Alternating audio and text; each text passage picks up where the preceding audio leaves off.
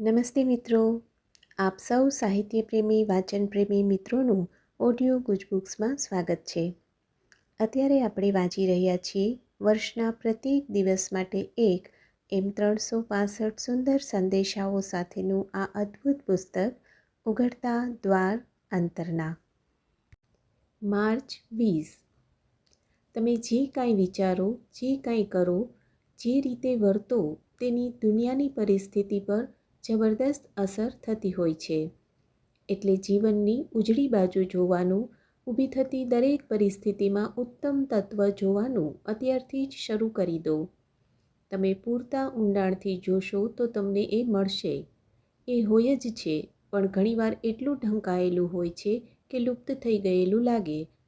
જે લોકો ખરેખર મને ચાહે છે અને દરેક બાબતમાં પ્રથમ મને રાખે છે, તેમના કલ્યાણ માટે બધી બાબતો સાથે મળીને કામ કરે છે.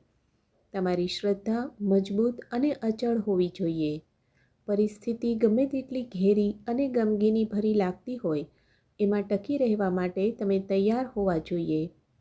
એમાં સુધારો થાય તે પહેલાં એને વધુ વણસતી જોવાને પણ કદાચ તમારે તૈયાર રહેવું પડે. માત્ર એટલું જાણી લો કે બધું જ યોગ્ય સમયે પરિપૂર્ણ સ્વરૂપે બનશે અને એ સઘળું મારા હાથમાં છે.